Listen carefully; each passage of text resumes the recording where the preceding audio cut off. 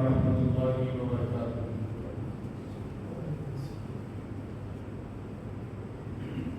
إن الحمد لله نحمده ونستعينه ونستغفره ونعوذ بالله من شرور أنفسنا ومن سيئات أعمالنا. من يهده الله فلا مضل له ومن يضلل فلا هادي له. وأشهد أن لا إله إلا الله وحده لا شريك له. وأشهد أن محمدا عبده ورسوله. اللهم صل على محمد وعلى آل محمد كما صليت على إبراهيم وعلى آل إبراهيم إنك حميد مجيد. اللهم بارك على محمد وعلى آل محمد كما باركت على إبراهيم وعلى آل إبراهيم إنك حميد مجيد. من يطع الله ورسوله فقد رشد واهتدى ومن يعص الله ورسوله فقد ضل وغوى. أما بعد فإن خير الحديث كتاب الله وخير الهدي هدي محمد صلى الله عليه وسلم وشر الأمور محدثاتها وكل محدثة بدعة وكل بدعة ضلالة وكل ضلالة في النار. قد قال الله سبحانه وتعالى في القرآن المجيد والفرقان الحميد: أعوذ بالله من الشيطان الرجيم. بسم الله الرحمن الرحيم.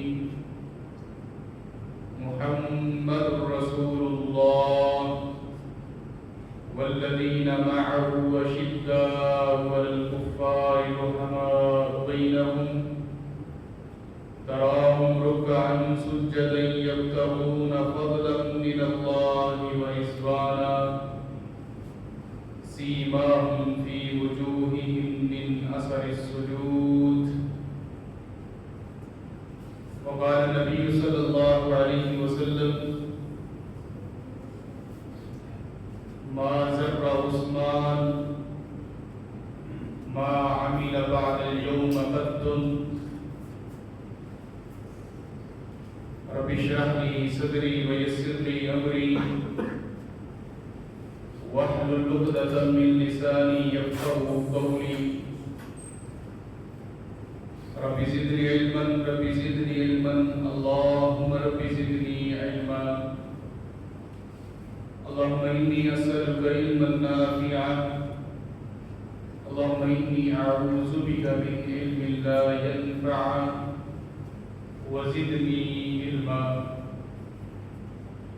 رب يسر ولا تعسر وتمم بالخير وبك نستعين. صدق الله العظيم وصدق رسوله النبي الكريم ونحن على ذلك لمن الشاهدين والشاكرين والحمد لله رب العالمین. ذی الحجہ کا مہینہ دو قربانیاں بیان کرتا ہے. ایک قربانی سیدنا ابراہیم علیہ السلام نے اپنے بیٹے اسماعیل کی دی اور دوسری قربانی سیدنا عثمان بن عفان رضی اللہ تعالیٰ عنہ نے اپنی جان کی. دونوں قربانیاں اللہ کے ہاں ایک اہمیت اور ایک فضیلت کی حامل ہیں،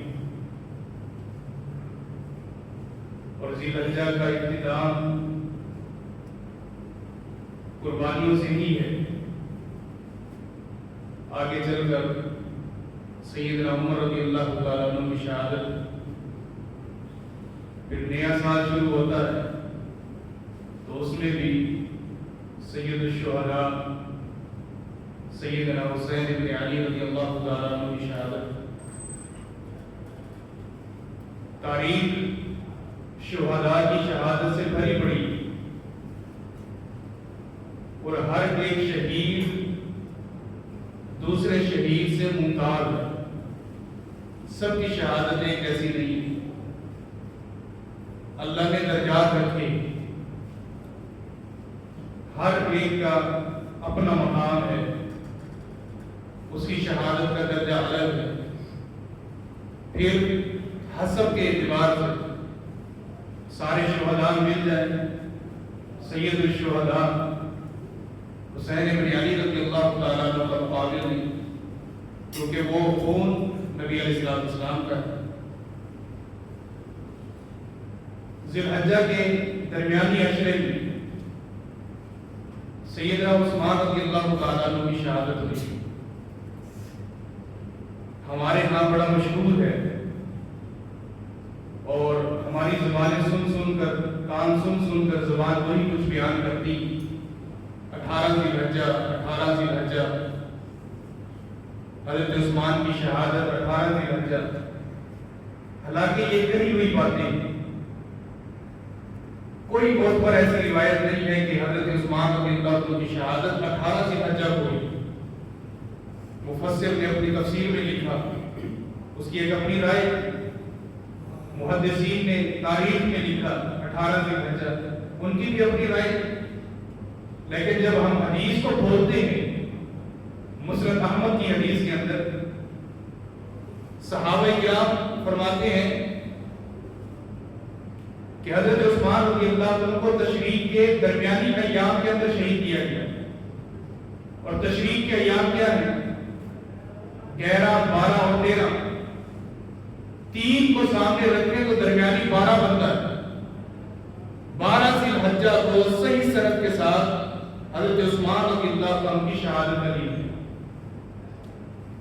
18 ذی الحجہ کی سند کہیں پر بھی معتبر نہیں، یہ اپنا مزاج تبدیل کرے، لوگوں کی کہی ہوئی باتیں، لکھی ہوئی باتوں پر بس آگے چل دیا اور بیان کر دیا، اس سے تھوڑے سے الگ ہو جائیں، اپنے اندر ذوق پیدا کریں کسی چیز کی ریسرچ کرنے کا، تحقیق کرنے کا۔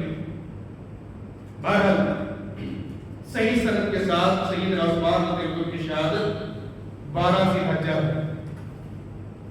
سیدنا عثمان رضی اللہ تعالیٰ عنہ، ان کا نام عثمان ہے اور والد کا نام عفان ہے، عثمان بن عفان رضی اللہ تعالیٰ عنہ۔ نبی کریم صلی اللہ علیہ وآلہ وسلم سے ان کا رشتہ ایک تو بڑا معروف ہے کہ آپ دوہرے داماد ہیں۔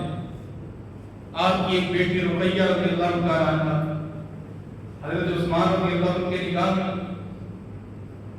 ان کی وفات کے بعد سن 2 ہجری میں ان کی وفات ہوئی، ان کے بعد سیدہ ام کلثوم رضی اللہ تعالیٰ عنہ، وہ بھی حضرت عثمان رضی اللہ عنہ کے نکاح میں، یک کے بعد دیگر۔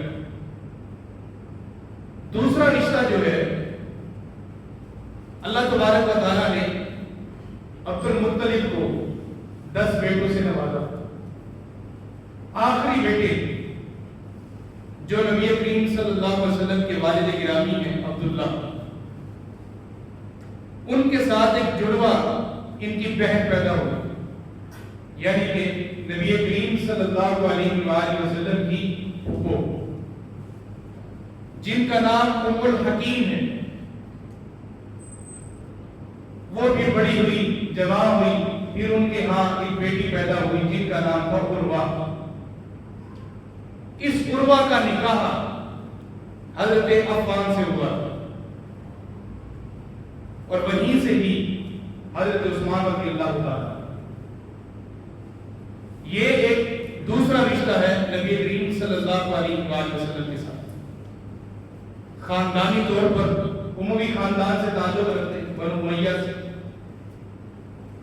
سیدنا عثمان رضی اللہ تعالیٰ کو تاریخ کے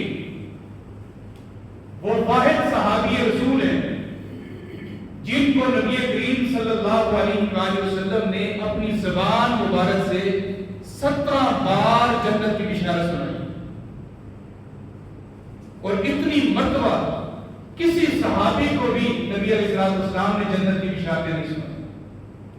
یہ تمغہ، یہ امتیاز، یہ تمیز سیدنا عثمان رضی اللہ تعالیٰ عنہ کے کھاتے میں آیا. عثمان رضی اللہ تعالیٰ عنہ کو نبی کریم صلی اللہ علیہ وآلہ وسلم بڑا محبوب جانتے اور اپنے قریب رکھتے. نبی کریم صلی اللہ علیہ وآلہ وسلم ایک مرتبہ اپنی بیٹی رقیہ کے گھر تشریف لائے رضی اللہ تعالیٰ عنہ. بیٹا، آج تیرا بابا تجھے یاد کرتا ہے، کچھ لمحوں کے لیے اپنے بابا کے گھر آ گیا. بیٹی کے گھر جانا، باپ کا بیٹی کے گھر جانا نبی کی سنت ہے. اور ضرورت کے پیش نظر وہاں پر کچھ کھایا اور پیا بھی جا سکتا ہے. جو ہمارے یہاں روایات کچھ الگ ہے کہ بیٹی کے گھر جانا نہیں چاہیے، بیٹی کے گھر سے کچھ کھانا نہیں چاہیے. نبی علیہ السلام گئے اور خود آپ نے اپنی بیٹی کو دعوت دی کہ بیٹا، تیرا بابا تجھے یاد کرتا ہے، گھر تشریف لا. بیٹی رقیہ گھر آ گئی. نبی علیہ السلام نے فرمایا، بیٹا، شادی سے پہلے اپنے بابا کو سر میں تیل لگایا کرتی تھی، آج بھی تیل لگاؤ. سر میں تیل لگایا، اچھی طرح مساج کیا. نبی علیہ السلام نے پوچھا، بیٹی یہ بتاؤ عثمان کو کیسا پایا؟ عثمان کو تم نے کیسا پایا؟ سید رقیہ رضی اللہ تعالیٰ عنہ فرماتی ہیں، خیر الرجال من العرب، عرب کے جتنے جوان اکٹھے ہو جائیں سب سے بہترین جو جوان ہے باحیا وہ حضرت عثمان رضی اللہ تعالیٰ. والد اپنی بیٹی سے خامد کے متعلق پوچھ رہی اور بیٹی اپنے خامد کا ذکر خیر کر رہی. عثمان رضی اللہ تعالیٰ باحیا ہے، میں نے ان کو بہتر پایا ہے. پھر نبی علیہ السلام نے اس بات کو آگے بڑھایا، فرمایا کہ بیٹا، جانتی ہو تم تو گھر میں ہی رہتی ہو، باہر آنا جانا عثمان کا میں خود دیکھتا ہوں.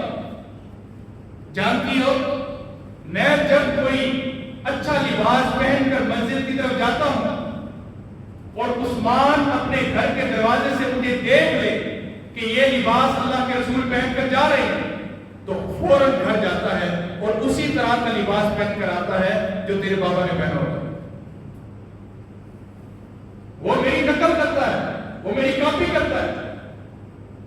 پھر اس کے بعد میں اپنے سر سے امامہ یا کوئی چیز بھی کپڑا اتارتا ہوں اور میری زلفوں کو دیکھتا ہے کہ اللہ کے رسول نے مانگ کس طرح نکالی ہوئی ہے تو وہ خود کنگھی لے کر اسی طرح مانگ نکالتا ہے جس طرح تیرے بابا نے نکالی ہوئی.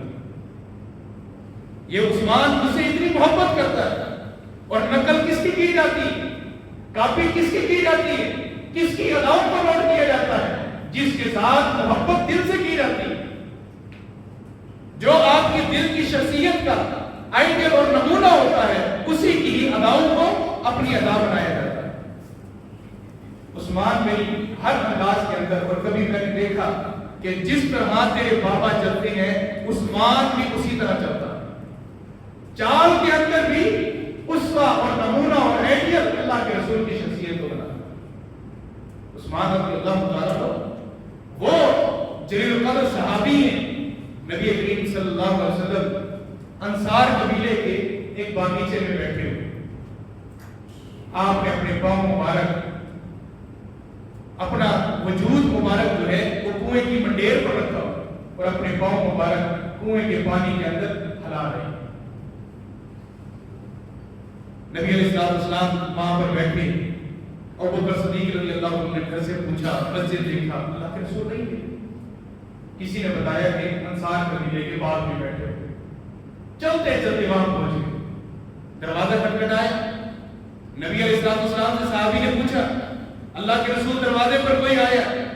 آپ نے فرمایا کہ جاؤ، سلام کرو، اجازت دو اور اس کو جنت کی بشارت سناؤ۔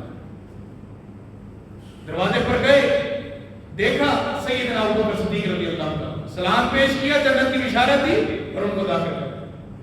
تھوڑی دیر کے بعد پھر اسی طرح دروازے پر کوئی آنے والا ہے، آپ نے فرمایا کہ جاؤ، سلام پیش کرو، دروازہ کھولو، اجازت دو اور ان کو بھی جنت کی بشارت سناؤ، اور وہ سیدنا عمر رضی اللہ عنہ۔ تیسری مرتبہ بھی دروازہ کھٹکھٹایا، دروازے پر آنے والا آیا، نبی علیہ السلام نے فرمایا کہ جاؤ، دروازہ کھولو اور اجازت دو، سلام پیش کرو۔ جنت کی بشارت سے پہلے ایک بات اضافی ہے، وہ آنے والے کو کہنا کہ جنت تیرے مقدر میں ہے، لیکن تیری زندگی فتنوں اور آزمائشوں سے بھری ہوئی۔ الا دلوا نصیبو، تمہیں آزمایا جائے گا، فتنوں کے اندر مبتلا کیا جائے گا۔ اب پتہ نہیں کون ہے آنے والا، اللہ کے رسول نے وحی کے ذریعے بتا دیا، لیکن دروازہ کھولنے والے کو نہیں پتا کہ آنے والا کون ہے۔ دروازے پر پہنچے، دروازہ کھولا، سلام پیش کیا، اجازت دی، کہا کہ جنت کی بشارت اللہ کے رسول کی طرف سے، لیکن آپ کو زندگی کے اندر آزمایا جائے گا، آپ پر فتنوں کے پہاڑ کھول دیے جائیں گے، دروازے کھول دیے جائیں گے۔ اور کون تھے؟ سیدنا عثمان بن عفان رضی اللہ عنہ۔ نبی کریم صلی اللہ علیہ وسلم نے اپنی انگوٹھی مبارک، اپنی ختم، نبی علیہ السلام نے حضرت عثمان کو اتار کر دی، فرمایا کہ عثمان اس کا خیال رکھنا، جس دن تیری انگلی سے، تیرے ہاتھوں سے یہ نکل گئی، اس دن فتنوں کے دروازے تیرے اوپر کھل جائے۔ اور ایسا ہی ہوا، جس دن ان کے ہاتھ مبارک سے، انگلی مبارک سے وہ انگوٹھی ایک کنویں کے اندر گری، اس کے بعد پھر فتنے کھل گئے۔ نبی علیہ السلام سے حضرت عثمان رضی اللہ عنہ ہر جگہ پر وفاداری دکھائی، ہر جگہ پر۔ ابراہیم علیہ السلام نے اللہ سے وفا کر کے دکھائی اور قربانی ان کی قبول ہوئی، اور سیدنا عثمان رضی اللہ تعالیٰ عنہ نے اللہ کے رسول سے وفا کر کے دکھائی اور اللہ تعالیٰ نے ان کی قربانی کو بھی قبول کی۔ کون کون سی وفا ہے حضرت عثمان کی بیان پر؟ وفاؤں کے ساتھ تاریخ کے اوراق بھرے پڑے، احادیث کے اندر بھی ہر جگہ پر حضرت عثمان قربانی دیتے ہوئے نظر آتے ہیں۔ اسلام کو اگر مال کی ضرورت پڑی تو سب سے پہلے اور سب سے زیادہ خرچ کرنے والے عثمان بن عفان رضی اللہ تعالیٰ عنہ۔ حیا کا ذکر آتا ہے تو سب سے پہلے باحیا مرد حضرت عثمان بن عفان رضی اللہ تعالیٰ عنہ۔ مسجد نبوی آج جہاں جا کر دل خوش ہوتا ہے، آنکھیں ٹھنڈی ہوتی ہیں، نمازیں پڑھ کر ہزاروں نمازوں کا ثواب پاتے ہیں، یہ صدقہ جاریہ توسیع کا حضرت عثمان کی خاطر ہے۔ نبی علیہ السلام مسجد میں نماز پڑھنے کے لیے آتے، مسجد نبوی چھوٹی پڑ گئی، قلیل پڑ گئی، نمازی بڑھ گئے۔ نبی علیہ السلام نے دیکھا کہ بالکل مسجد کے متصل ایک دیوار شریف یتیموں کا گھر ہے۔ آپ جانتے تھے کہ یہ گھر بھی مسجد نبوی کے حصے میں آئے، مسجد نبوی کی توسیع کر دی، لیکن آپ کسی کا حق نہیں مانگنا چاہتے۔ آپ کا دل ارادہ یہ تھا کہ ان کو کچھ رقم بھی دی جائے اور یہ جگہ بھی مسجد کے حصے میں آئے۔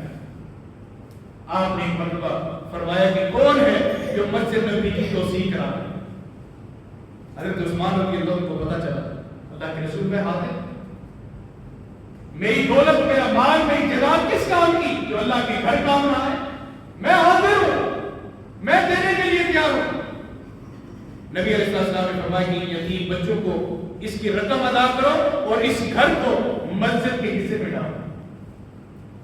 حضرت عثمان رضی اللہ عنہ نے وہ گھر خرید کر یتیموں کو ایک روایت کے مطابق رقم دی اور ایک روایت کے مطابق رقم بھی دی اور دوسری جگہ پر گھر بھی خرید کر دی، اور مسجد نبوی کی توسیع ہو گئی۔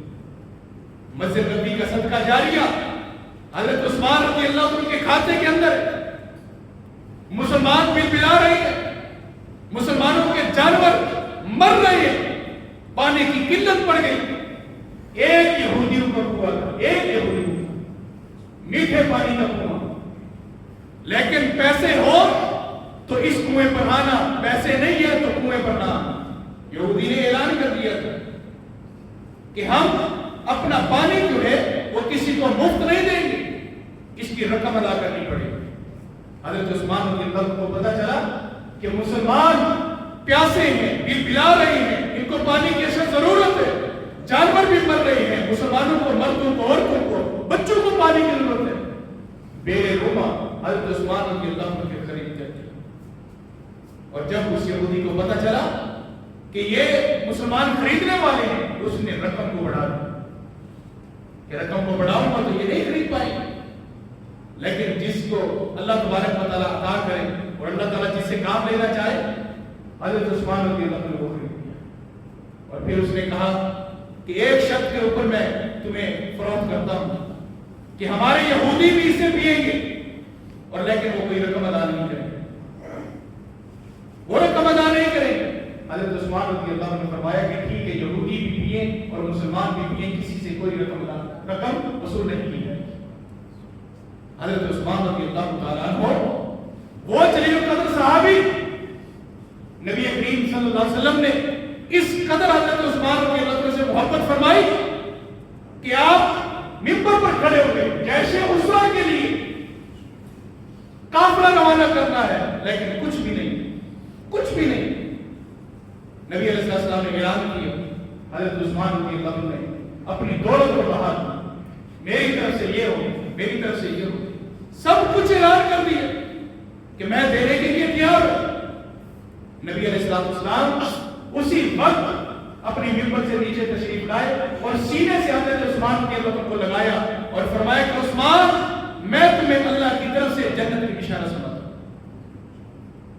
جنت کی بشارت سناتا ہوں. دنیا کے اندر رہتے ہوئے حضرت عثمان کو نبی علیہ السلام نے جنت کی بشارت سنائی. حضرت عثمان رضی اللہ عنہ اور ابو بکر صدیق کا لگایا ہوا گھوڑا. حضرت عثمان خود کہتے ہیں کہ میں ابو بکر صدیق کی دعوت پر مسلمان ہوا، اور جب مسلمان ہوئے ان کے چچا نے اتنا ظلم اٹھایا ان کے اوپر، رسیوں کے ساتھ باندھ کر ایک درخت کے نیچے چھوڑ دیا، اور درخت کی بل کے اندر پانی ڈال کر کیڑے مکوڑے حضرت عثمان پر چھوڑ دیا، اور دور کھڑا ہو کر کہتا ہے اب بھی مان جا، اس نبی کے دین کو چھوڑ دے، ہماری بات کو تسلیم کر لے، اگر تو اس کے دین پر رہا تو ہم تمہیں اسی طرح اذیت دیں گے. حضرت عثمان رضی اللہ عنہ کہنے لگے جو تکلیف چچا دینی ہے آپ دے دو، لیکن میں ان کے دین کو نہیں چھوڑ سکتا، میں مرتد نہیں ہو سکتا. ہم نے دین کے لیے کیا تکلیف برداشت کی ہے، ہم نے دین کے لیے کیا تکلیف برداشت کی کہ صحابہ کرام نے برداشت کی، اور جس کا ذکر میں کر رہا ہوں حضرت عثمان رضی اللہ عنہ، جو تکلیف حضرت عثمان نے برداشت کی وہ کس نے برداشت کی. ایک نماز کے اندر بھی اگر ہمارے مزاج کے مطابق امام نماز نہ پڑھائے تو ہم دوبارہ مسجد میں آنا چھوڑ دیتے. ہماری تکلیفیں کیا ہیں؟ مسجد کے اندر آپ کو ٹھنڈا پانی نہیں ملتا تو کئی باتیں سننے کو ملتی، ہماری تکلیفیں کیا ہیں؟ مسلمانوں کی اور محدثین کی، سلف صالحین کی، صحابہ کرام کی تکلیفیں دیکھو. نبی کریم صلی اللہ علیہ وسلم غزوہ بدر کے لیے تیار تھے. آپ نے فرمایا کہ جو مسلمان اپنی طرف سے جو مدد کرنا چاہتا ہے کرے، اور جو نکلنا چاہتا ہے وہ بھی نکلے، بدر کے لیے تیار ہو جائے. حضرت عثمان رضی اللہ عنہ تلوار لے کر، گھوڑا لے کر نکل پڑے. اللہ کے رسول میں بھی حاضر. نبی علیہ السلام نے فرمایا کہ عثمان آپ گھر رہو، آپ نے نہیں جانا، آپ گھر رہو. اللہ کے رسول کیا ہو جائے، شہادت کا درجہ تو میں بھی حاصل کرنا چاہتا ہوں، میں بھی جانا چاہتا ہوں، میدان مقتل میں بھی اترنا چاہتا ہوں. وجہ کیا ہے، مجھے کیوں نہیں لے کر جاتا؟ نبی علیہ السلام نے فرمایا میری بیٹی رقیہ بیمار ہے، اس کی تیمارداری کرو، اس کی بیمار پرسی کرو، شادی ہو چکی ہے، عثمان کے نکاح کے اندر ہے، لیکن اس کے باوجود بھی باپ اپنی بیٹی کی شادی شدہ بیٹی کی فکر کر رہا ہے۔ یہ بھی شریعت ہمیں سمجھاتی، ضرورت کے پیش نظر اپنی بیٹی کو کچھ دیا کرو، اور خاوند کی، اس کے خاوند کی یعنی کہ اپنے داماد کی تربیت کرنا بھی سسر کے ذمہ ہے۔ جہاں پر وہ غلطی کرے اچھے احسن انداز کے ساتھ اس کو سمجھاؤ۔ میری بیٹی رقیہ بیمار ہے، اس کو جا کر تیمارداری کرو، اس کا خیال کرو، اس کے پاس رہو، ہم بدر کے لیے نکلتے ہیں۔ نبی علیہ السلام نے حکم دیا، حضرت عثمان رضی اللہ عنہ فرمایا کہ ٹھیک ہے اللہ کے رسول، جس طرح آپ نے کہہ دیا میں نے مان لیا۔ حضرت رقیہ کے آگے پیچھے کسی چیز کی بھی ضرورت پڑتی حضرت عثمان فوراً لا کر دیتے۔ نبی علیہ السلام واپس لوٹے، پتہ چلا حضرت رقیہ کو کہ آج بابا آنے والے ہیں۔ حضرت عثمان سے عرض کرتے ہیں سر کے تاج، اے عثمان، آپ مدینہ کی اس جگہ پر جا کر، جو اونچی جگہ ہے وہاں پر جا کر دیکھیں کہیں بابا کا قافلہ نظر آتا ہے۔ جاتے ہوئے بابا بیٹی کی فکر کر رہے تھے، جب واپس آنا ہوا تو بیٹی بابا کی فکر کر رہی تھی۔ بیٹیاں سب سے زیادہ باپ سے محبت کرتی ہیں۔ 10 بیٹے ایک طرف رکھو، ایک بیٹی ایک طرف ہو، یہ 10 بیٹے تمہاری دکانوں کے وارث ہیں، تمہارے مرلوں کے رقبوں کے وارث ہیں، اور یہ بیٹی جو ہے تمہارے جنازے کی وارث بنتی ہے۔ کبھی دیکھ لینا تاریخ بھری پڑی ہے، اور تاریخ کو چھوڑ دو، ایک طرف رکھو۔ موجودہ دور کے اندر بھی کئی آپ کو سوشل میڈیا پر ایسی ویڈیوز مل جائیں گی جہاں پر بچوں نے کہا ہمارا کوئی واسطہ نہیں ہے، میرے بابا نے دینا تھا تو دے دے، چاہے قبر کھود کے نکال لے وہاں سے دے لے، قرضہ دینے کی بات۔ لیکن بیٹی نے کہا میرے پاس جو کچھ ہے میں سب کچھ بیچ کے اپنے بابا کا قرض ادا کروں۔ بیٹیاں وارث بنتی ہیں ایسے۔ حضرت عثمان سے عرض کرتی ہیں جائے اور جا کر دیکھیں کہ میرے بابا کہیں نظر آ رہے ہیں، آج آنا تھا۔ حضرت عثمان رضی اللہ عنہ گئے اور دیکھا کہ جھنڈا لہرایا جا رہا ہے، جھنڈا بلند ہے، یہ اس چیز کی نشانی تھی کہ فاتح ہو کر واپس لوٹ رہے۔ غزوہ بدر کے اندر کفار کو شکست دے دی، فاتح ہو کر واپس آ رہے ہیں۔ حضرت عثمان کے نے آ کر اپنی بیٹی کو بتایا، بیٹی خوش ہوئی، خوشی کے آنسو نکلے، لیکن خوشی زیادہ دیر تک برداشت نہ کر پائی، اسی اثرات کے اندر روح نکل فوت ہو گئی۔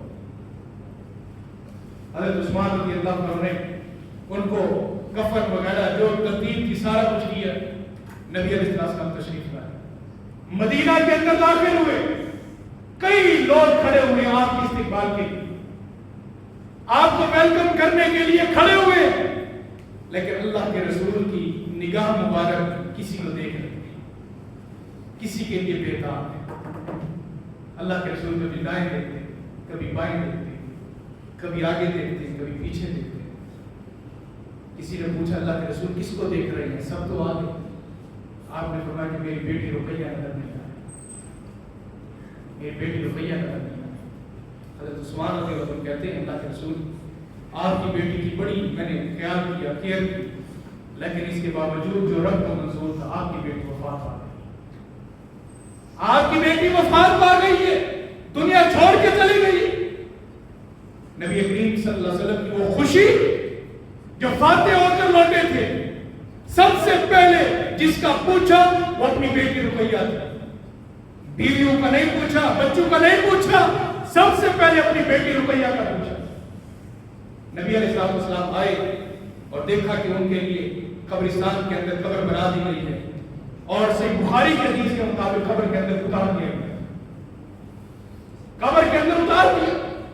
نبی علیہ السلام حضرت عثمان کو دھناسا لے رہے، اپنے سینے سے لگا رہے، آپ فرما رہے ہیں کہ عثمان پریشان نہ ہو، پریشان نہ ہو، نبی کے گھر کے اندر دوسری بیٹی بھی موجود ہے ام کلثوم، میں اس کے بعد ام کلثوم کا آپ کے ساتھ نکاح کر دوں گی۔ جس داماد سے سسر خوش ہوتا ہے دوسری بیٹی بھی اسی کو دیتا ہے۔ اللہ کے رسول اتنا راضی تھے، اتنا خوش تھے کہ حضرت عثمان رضی اللہ تعالیٰ عنہ کو دوسری بیٹی بھی دی، دوسری بیٹی کا نکاح بھی حضرت عثمان رضی اللہ عنہ سے کرتے۔ کتنی وفائیں حضرت عثمان کی.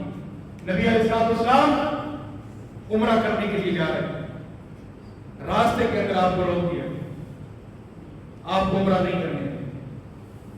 نبی علیہ السلام نے فرمایا کہ جاؤ تم میں سے کوئی جائے اور جا کر بیت اللہ میں جا کر دیکھے, جانچ پڑتال کرے کیا معاملات ہے, صلح صفائی کا کوئی آپشن نکلتا ہے تو اس کے اوپر بات کرے.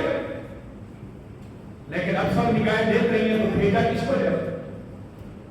نبی علیہ السلام نے دیکھا جو کفار کے ہاں بھی بہت بڑی شخصیت ہے اسی کو بھیجا ہے, اور وہ بہت بڑی شخصیت کون ہے؟ سیدنا عثمان رضی اللہ عنہ. آپ نے حضرت عثمان رضی اللہ عنہ کو بھیجا, جاؤ جا کر جائزہ لو اور وہاں پر جا کر دیکھو کیا معاملات ہیں, صلح صفائی کرو. حضرت عثمان رضی اللہ عنہ گئے اور جا کر بیت اللہ کے صحن میں کھڑے ہوئے.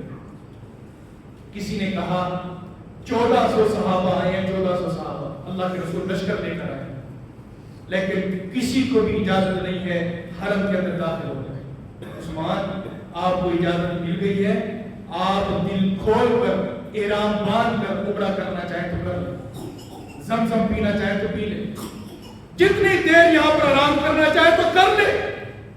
قربان جاؤ حضرت عثمان کی قربانی پر اور وفا پر.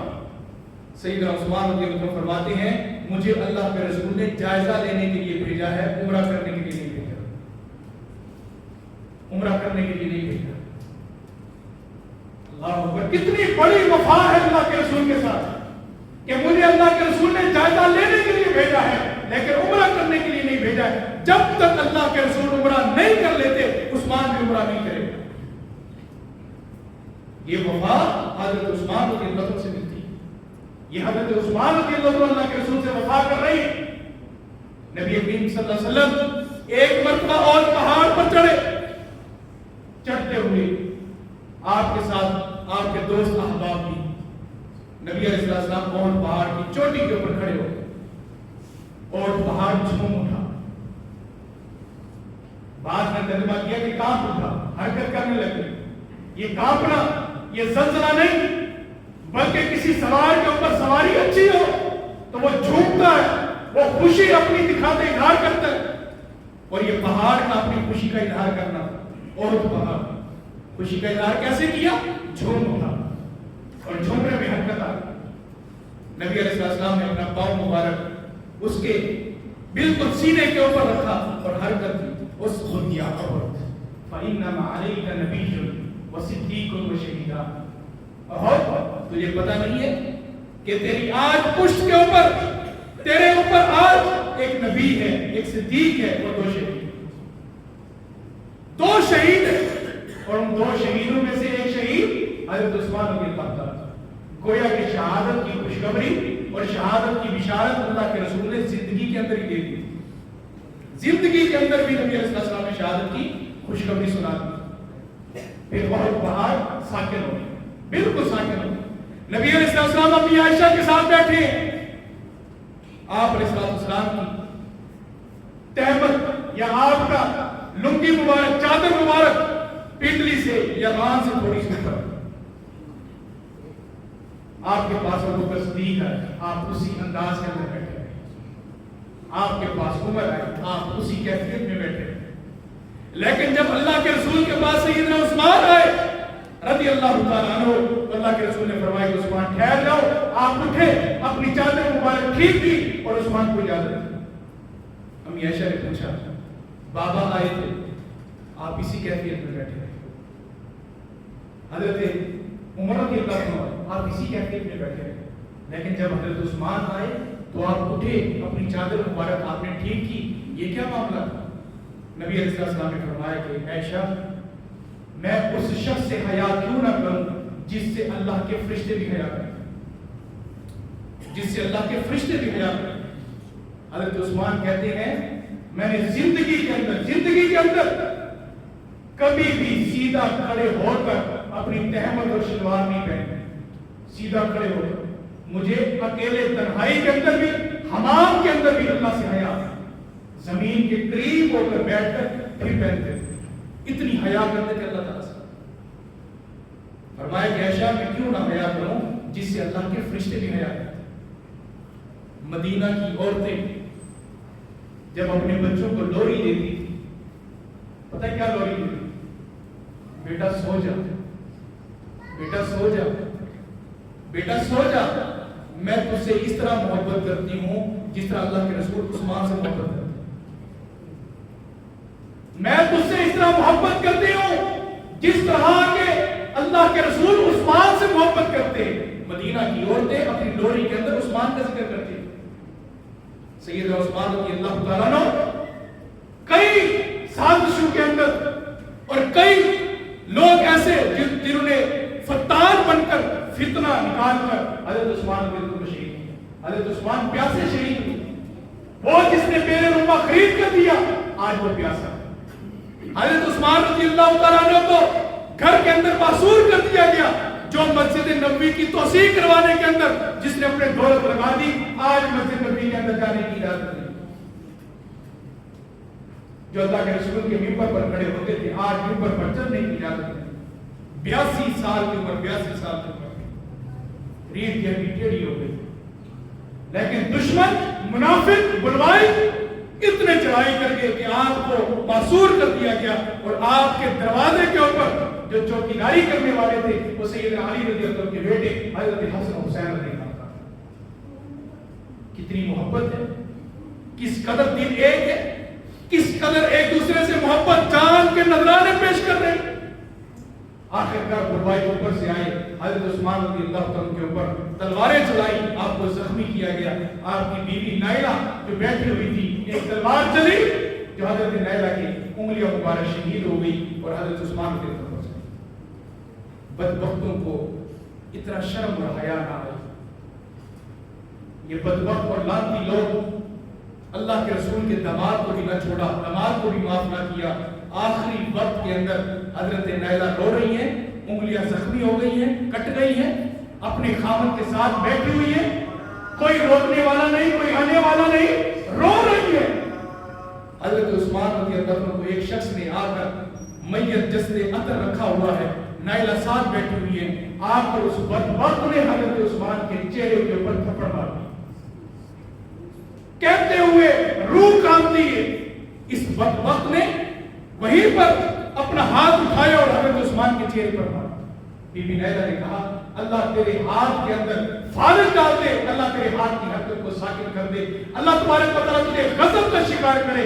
یہ بددعا لگنی تھی۔ ابن سیرین کہتے ہیں میں حرم کے اندر گیا، ایک بندہ طواف کر رہا تھا اور وہ یہ دعا کر رہا تھا کہ اللہ مجھے معاف کر دے، لیکن مجھے امید ہے تو معاف نہیں کرے گا، اللہ مجھے معاف کر دے لیکن امید ہے تو مجھے معاف نہیں کرے گا۔ میں نے اس کو روکا اور پوچھا کیا معاملہ ہے، تو یہ دعا کیوں کرتا ہے؟ یہاں پر تو معافیا مانگنی چاہیے اور تو یہ بات کیوں کرتا ہے؟ کہا کہ میں وہ بد نصیب ہوں جس نے یہ ہاتھ حضرت عثمان کو مارا تھا اور اسی دن سے یہ ہاتھ مفلوج ہو گیا ہے، اب دوبارہ میں حرکت نہیں کر سکتا۔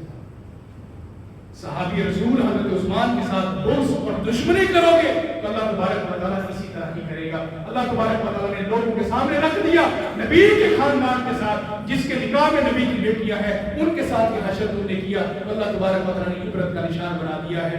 یہ حضرت عثمان رضی اللہ تعالیٰ عنہ، یہ حضرت عثمان رضی اللہ عنہ 82 سال کی عمر کے اندر 35 ہجری کے اندر 12 ذی الحجہ کو شہید ہوئے۔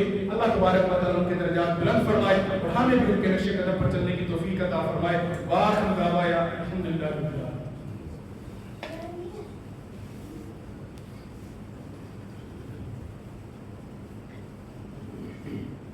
إن الحمد لله نحمده ونستعينه ونستغفره ونعوذ بالله من شرور أنفسنا ومن سيئات أعمالنا من يهده الله فلا مضل له ومن يضلل فلا هادي له وأشهد أن لا إله إلا الله وحده لا شريك له وأشهد أن محمدا عبده ورسوله اللهم صل على محمد وعلى آل محمد كما صليت على إبراهيم وعلى آل إبراهيم إنك حميد مجيد اللهم بارك على محمد وعلى آل محمد كما باركت على إبراهيم وعلى آل إبراهيم إنك حميد مجيد ربنا آتنا في الدنيا حسنة وفي الآخرة حسنة وقنا عذاب النار رب اجعلني مقيم الصلاة ومن ذريتي ربنا وتقبل دعاء يا قاضي الحاجات اقض حاجاتنا وحاجات المسلمين يا شافي المرضى اشفي مرضانا ومرضى المسلمين سبحان ربك رب العزة عما يصفون وسلام على المرسلين والحمد لله رب العالمين.